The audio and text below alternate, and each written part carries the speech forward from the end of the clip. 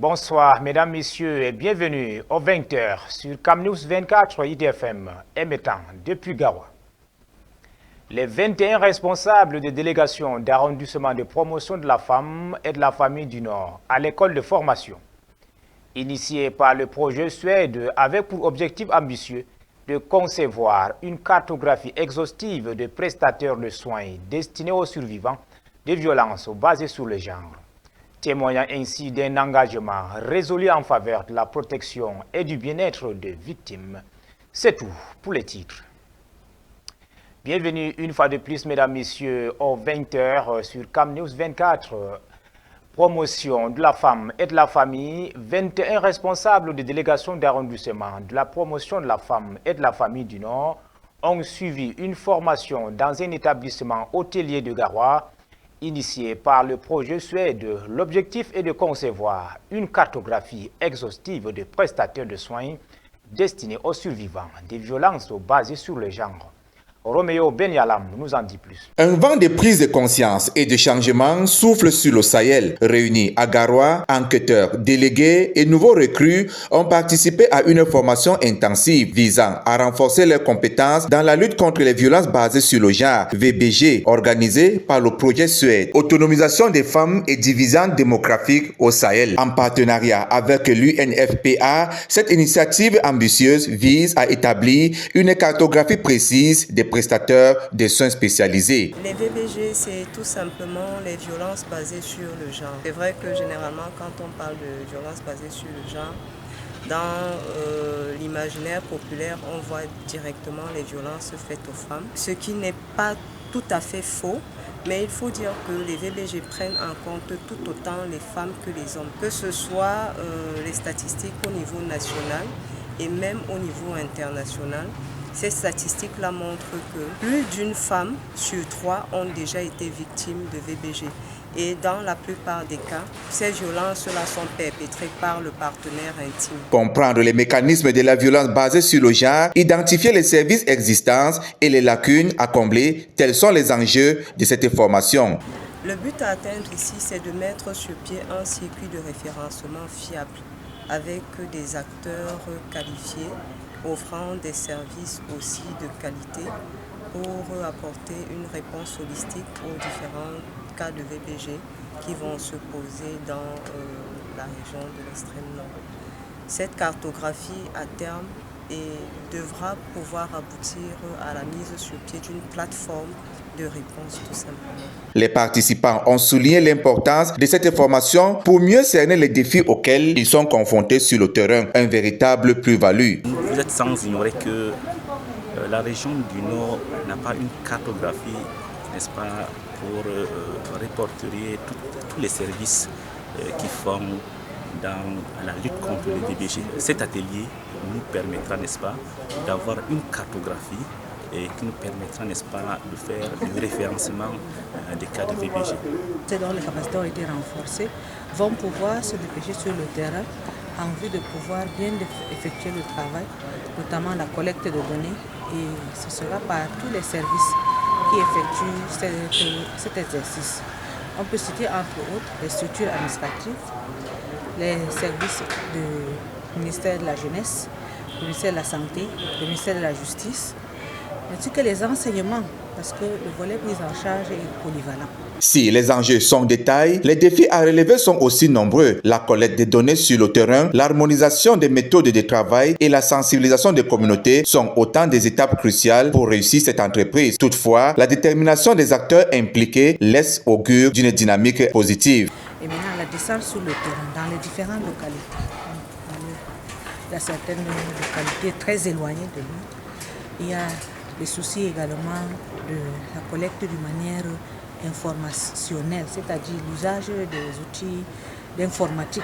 Il y a aussi les réalités de la zone, manque de réseaux. Vous savez que dans la collecte de données, c'est un outil informatique. En formant les acteurs du terrain, en établissant une cartographie précise des services et en renforçant la collaboration, ce projet constitue une avancée significative dans la lutte contre les VBG au Sahel. Il s'agit d'un pas de plus vers un avenir où l'égalité, le respect des droits humains seront une réalité pour tous. La finalité, c'est d'arriver à avoir un circuit de référencement fiable qui sera partagé, diffusé partout pour que les femmes et les filles de la région du Nord sachent où aller, vers qui aller si elles sont victimes d'une situation de violence basée sur le genre.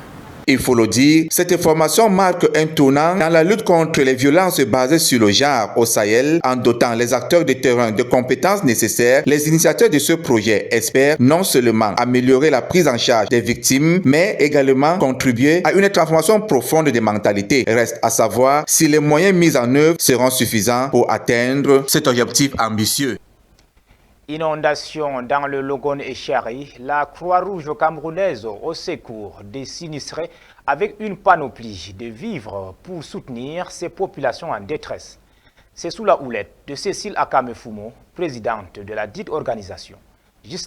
Les attentions à l'égard des personnes nécessiteuses se multiplient en cette veille de fin d'année. C'est dans ce sens que la Croix-Rouge camerounaise, sous la houlette de sa présidente Cécile Akamefumo, s'est déployée dans la région de l'extrême nord depuis le 18 décembre 2024 à l'occasion d'une opération de distribution de vivres aux populations frappées par les inondations survenues dans le département du Logone et Chari. Ainsi, de Kousseri au Logone-Birni en passant par Goulfé et Makayi, ce sont plus de 51 000 personnes issues d'environ 8 612 foyers qui bénéficient de denrées alimentaires, au rang desquelles des légumineuses, du sel, du sorgho, de l'huile végétale et du super céréales pour les tout-petits. Cette initiative dont les cibles sont les ménages comptant au moins 3 personnes avec une attention particulière aux enfants âgés de 6 à 23 mois est menée en partenariat avec le Programme alimentaire mondial. Il s'agit en fait d'une contribution à la réponse aux difficultés liées à la vulnérabilité croissante de nombreuses communautés durement frappées par les inondations et autres crises. Cette assistance est prévue pour s'étaler sur une période de 3 mois, offrant un réel soulagement aux populations sinistrées. Pour mémoire, la région de l'extrême nord a subi de fortes pluies au cours des mois de juillet, août et septembre 2024, provoquant des dégâts matériels importants et occasionnant des vagues d'inondations dans plusieurs localités des départements du Diamaré, Mayo-Tsanaga, Mayo-Danaï, Mayo-Kani et Logone et Chari. Selon le rapport du Bureau de la coordination des affaires humanitaires des Nations Unies, OCHA, plus de 12 541 maisons ont été détruites ou endommagées, 7 870 hectares de surface cultivable inondées et 1298 têtes de bétail perdues. Sur le plan humain, au moins 11 personnes sont décédées, dont 4 enfants noyés à la suite de fortes pluies dans la ville de Maroua. Reparlons de Youth Connect Cameroun, 3543 emplois créés en 4 ans. Ces chiffres ont été communiqués à l'occasion de la 5e édition du Youth Connect Cameroun Convention qui s'est déroulée du 16 décembre au 21 décembre 2024 à Yaoundé. Ghislain Koungan pour les détails. Lancé en 2010 par le ministère de la Jeunesse et de l'Éducation civique pour ce qui est de la phase pilote, le programme Youth Connect Cameroun a véritablement joué sa partition dans la dynamisation du secteur de l'emploi. Ainsi, selon le gouvernement camerounais, l'on a enregistré 3543 emplois créés, soit 1043 emplois directs et 2500 emplois indirects. Selon le ministère de la Jeunesse et de l'Éducation civique, à l'occasion de la 5e édition du Youth Connect Cameroun Convention, tenue du 16 au 21 décembre 2024 à Yaoundé, il est également à mettre à l'actif de ce programme la connexion de 1,5 million de jeunes à des perspectives meilleures et la formation de 253 000 jeunes dans l'optique de devenir des leaders et des entrepreneurs. Cet événement, qui rentre en droite ligne de la 4e édition du Salon international de promotion de l'entrepreneuriat des jeunes, CIPROM Jeunes, fait partie des 6 composants du programme Youth Connect Cameroun. Il est le lieu de rencontre physique d'échange entre des jeunes entrepreneurs, des décideurs, des bailleurs de fonds et partenaires au développement, leur permettant de mobiliser et canaliser les énergies au profit de l'entrepreneuriat et de la participation des jeunes au développement du Cameroun.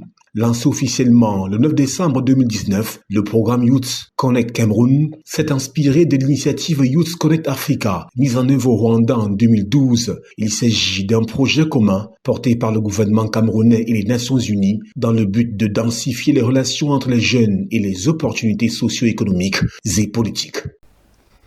Un projet qui va révolutionner l'arrondissement de Sanchou dans le département de la Ménois, région de l'Ouest.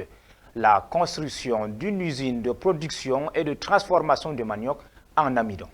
Une équipe du ministère des Domaines et Affaires foncières était au village au Mokop mardi, lieu de l'implantation de l'usine pour s'enquérir de la réalité. Ali Djida et Michel Ateba. La descente sur le terrain de la mission du ministère du Domaine et des Affaires foncières a permis de jauger le niveau d'avancement de ce projet révolutionnaire au village Mbokop, dans l'arrondissement de Sanchou, département de la Ménois. Le projet est fin prêt, je vous dis parce que je suis partie prenante, je siège avec le conseil d'administration, je connais quelle est l'enveloppe, je connais tout ce qu'il y a comme mobilisation autour du projet, les engins, les appareils, je dis tout, le projet est fin prêt. La causerie avec l'élite villageoise a donné l'occasion aux techniciens du MINDAF d'avoir une idée précise de cette future usine de production et de transformation de manioc. Le manioc se consomme sur, je veux dire, des feuilles jusqu'à la racine. Et toutes les parties du manioc sont industrielles, sont industrialisables et donc peuvent permettre de générer de la richesse. Malgré quelques oppositions d'une partie des habitants du village, la grande majorité des autochtones apprécient l'initiative, gage du développement de la localité de Mbokop.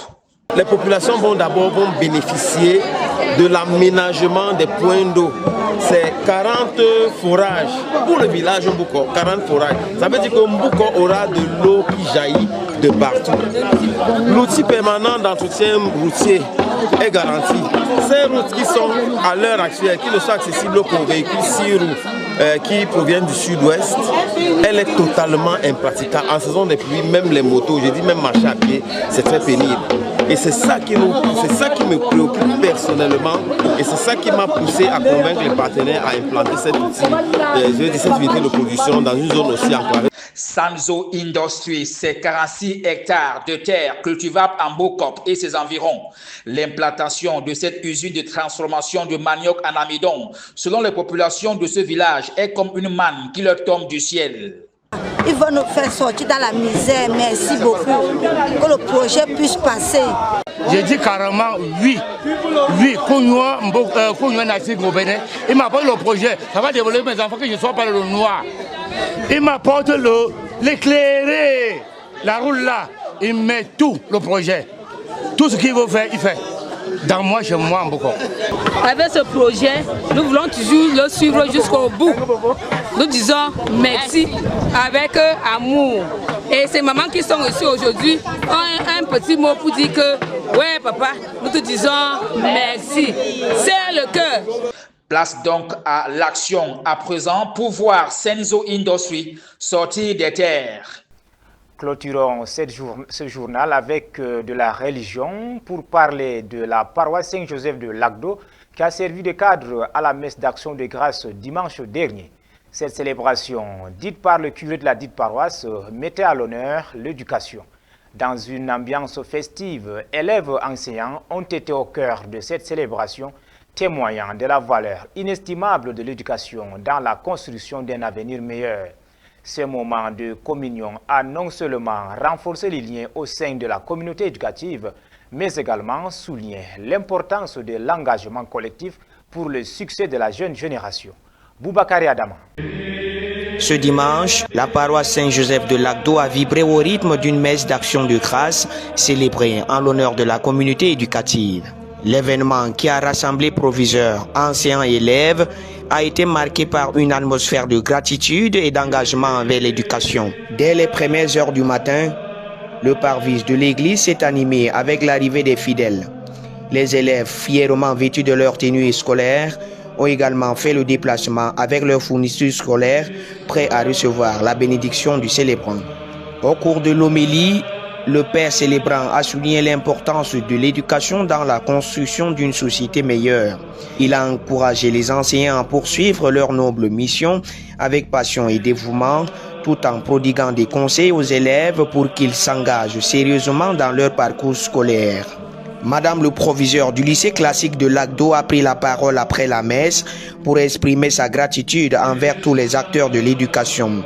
Elle a également encouragé les élèves à persévérer malgré les défis qu'ils peuvent rencontrer.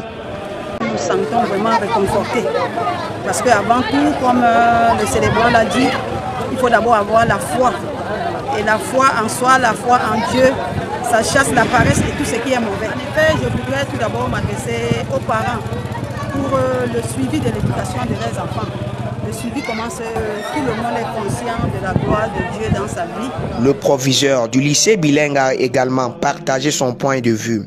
Il a insisté sur l'importance des valeurs telles que la discipline et le respect.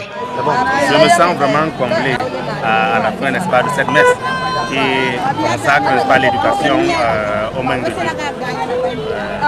Je ne peux qu'être content puisque rien ne se fait sur cette terre sans la volonté de Dieu. Après ces discours inspirants, les élèves et les enseignants ont remis des offrandes particulières en signe de gratitude pour le travail accompli au sein des établissements. Ces gestes symboliques ont renforcé le sentiment d'appartenance à cette grande famille éducative. La communauté éducative s'est ensuite approchée de l'autel pour recevoir la bénédiction finale du Père célébrant, marquant ainsi un moment fort d'unité et d'engagement commun. À la sortie de la messe, plusieurs élèves ont partagé leurs impressions sur cette journée significative. Très heureuse après cette messe. Je me sens très fière et très content. Voilà, la messe était bien passée. Je remercie beaucoup le Père pour sa bénédiction et d'avoir laissé ce qui faisait pour moi. Cette messe, après cette action de grâce avec le peuple chrétien de Lagdo, la communauté éducative, les enseignants, les élèves, les parents aussi, tous les acteurs de l'éducation, je suis animé d'un sentiment de joie, d'un sentiment de reconnaissance.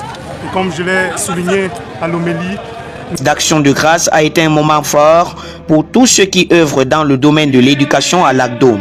Elle a permis non seulement de rendre hommage à la communauté éducative, mais aussi d'inspirer chacun à s'investir pleinement dans sa mission. Avec des leaders engagés et des élèves motivés, l'avenir éducatif semble prometteur pour Lagdo. Et c'est sous cette note de religion à Lagdo que nous réformons ce 20h de ce soir. Merci de nous avoir regardés et bonne soirée.